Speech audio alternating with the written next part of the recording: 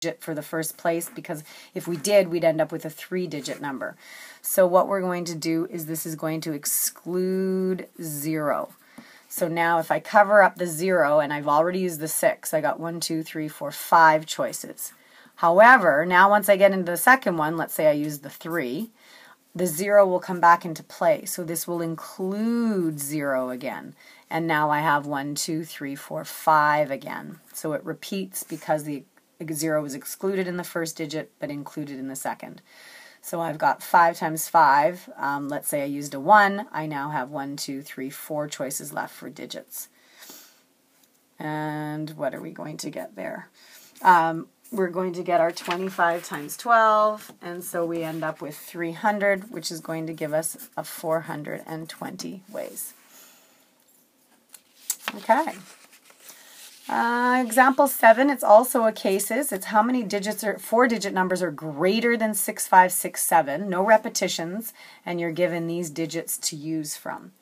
So the way that I always do this question is you want to start with the obvious. And so we have a 4-digit number, 1, 2, 3, 4. And so what's obvious? Well, I have to be greater than 6,567. What's obvious is using the 7 and the 9 first of all. If I have a 7 or a 9 in the first position, I know for sure it's going to be greater than that. So I'm going to have 2 choices. Then it doesn't matter what I have. 1, 2, 3, 4, 5 choices next, then 4, then 3, which is going to give me 120 ways when you multiply across. So that's the first case. Or, and once again we're going to have some addition in here, I could 1, 2, 3, 4, I could start with a 6, right? Because I could create some digits that are, or numbers that are higher than 6567 that start with a 6. So I'm going to have a start with a 6. What would be obvious is not going 6, 1, 6, 3, or 6, 5, but 6, 7, or 6, 9. So you'll notice that the 7 or 9 kind of slides from the first slot to the second. So that will give me 2 choices.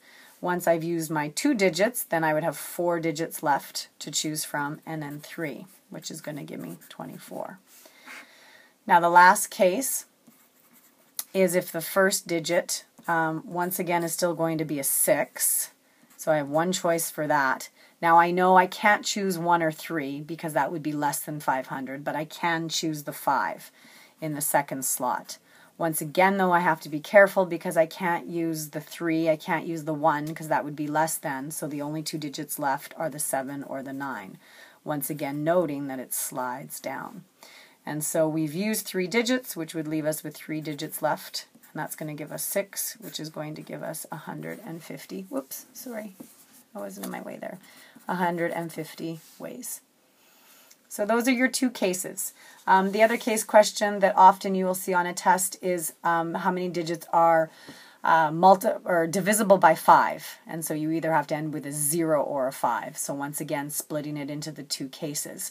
Keep 0 separate so you know how to use it, and then you can do the other numbers more concretely. Okay, just a couple more pages here.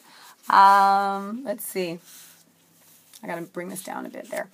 Repeating objects or indistinguishable objects. So you can make a list of the different ways that you can arrange the letters of pi, P-I-I. So I'll do that for you. So I'm going to go P-I-I, then I'm going to go P-I-I, then I'll go I-P-I, and I-P-I, and last but not least, I-I-P and I-I-P. And you will notice that they kind of look the same. So you don't know whether I switched the I's or I didn't switch the I's. So really, if you take a look, there are only 3 distinguishable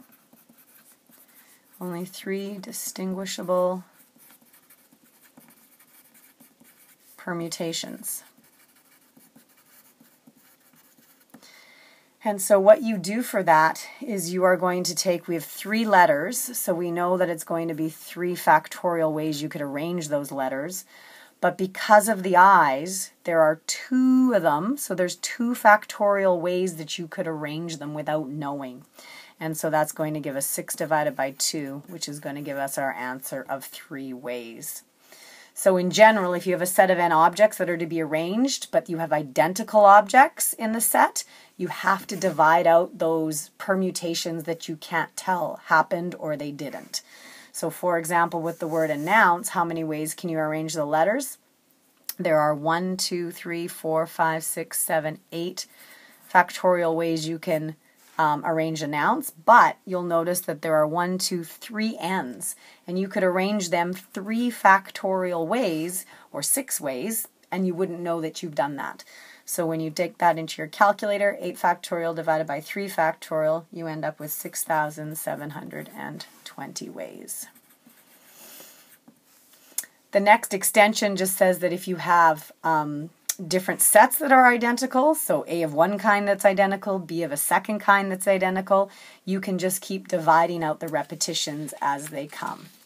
So for example, example 10 says how many 5-digit numbers can be made by arranging the digits 4, 6, 1, 4, 6. Well, since there are 1, 2, 3, 4, 5 digits, we can arrange those 5 factorial ways, but we have to divide out, there's 2 4s, so we're going to have to go 2 factorial for the 4s, and we're going to have to divide out the arrangements of the 6s, so 2 factorial of the 6s. So if you have 5 factorial divided by 2 factorial, which is 4, you're going to end up with 30. Winnipeg's a really good a word for doing this kind of thing, because there are 1, 2, 3, 4, 5, 6, 7, 8 letters, which we can arrange 8 factorial ways, but we're going to have to divide out 2 n's, and we're going to have to divide out 2 i's, and you can arrange them 2 factorial ways. That gives us an answer of 10,080 ways. And now for example 11, basically it's going to combine restrictions with repetitions. So still we're going to fill in our restrictions first. How many different 7-letter words, so they don't necessarily really have to be a word, but different arrangements, start with an O using the letters Toronto. So we've got 2, 4, 6, 7, right? 1, 2, 3, 4, 5, 6, 7. It has to start with an O. Start with O. And so we'd have 3 choices. And then the rest of the letters would just be 6 factorial for our choices. But because we have repetition, we would have to divide out the 3 factorial ways you could arrange the O's and the 2 factorial ways that you could arrange the T's. So this would be the O's, this would be the T's. And in the end, that would give you 180 ways. The last type of permutation that you'll have are arrangements, actually sorry, there's 2 more, arrangements within arrangements. In this type of permutation, you have a subset or a group that also can be arranged within itself. So what we do for those is you treat the subset as a single object, and you arrange it within the larger group, then you arrange the subset within itself.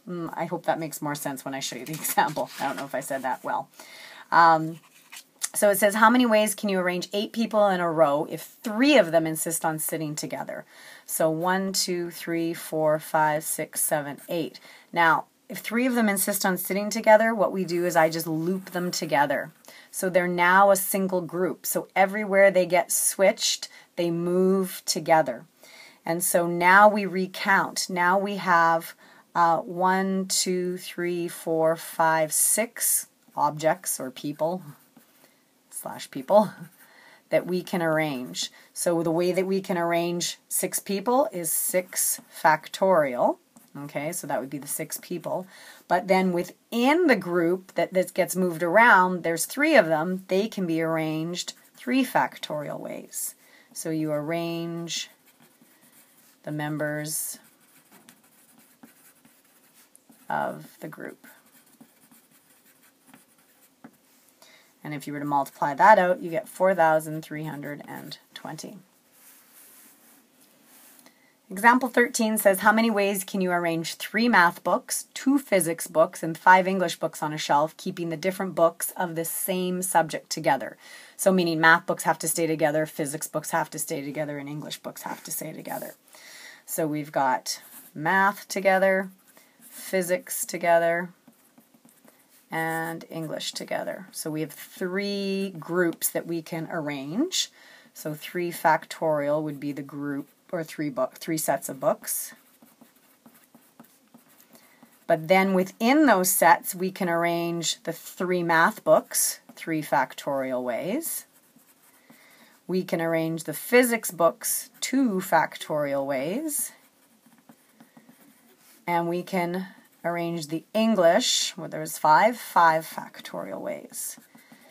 And I'm just going to leave that as a final answer right now. So that would be the 3 sets of books, and then the books within each group being arranged. Last but not least, we have permutations with complements. How many ways can 8 people sit in a row if 2 must not sit together? So if I were to draw 1, 2, 3, 4, 5, 6, 7, 8, we have a lot of options if 2 people must not sit together. They could sit in the first and the third, the first and the fourth, the first and the fifth, etc., etc. Then I could move someone to the third. So there's way too many options for us to do. So what we do is something called a complement. We're actually going to find the total number of arrangements that are possible, find out when they're sitting together, and subtract it. That'll give us when they're not.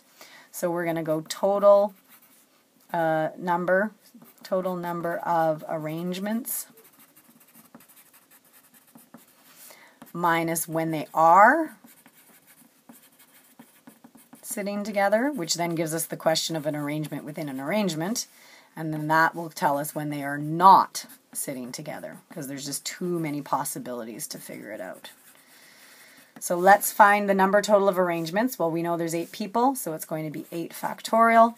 When they're sitting together, let's tie the 2 people up together. We now have 1, 2, 3, 4, 5, 6, 7 groups.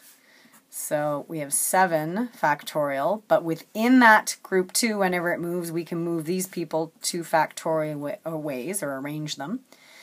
And so if you were to put that into your calculator, you end up with 30,240 ways. And that is the end of our permutation lesson. Oops, can you see it? There it is. Good luck on your homework. Thanks so much. Bye-bye.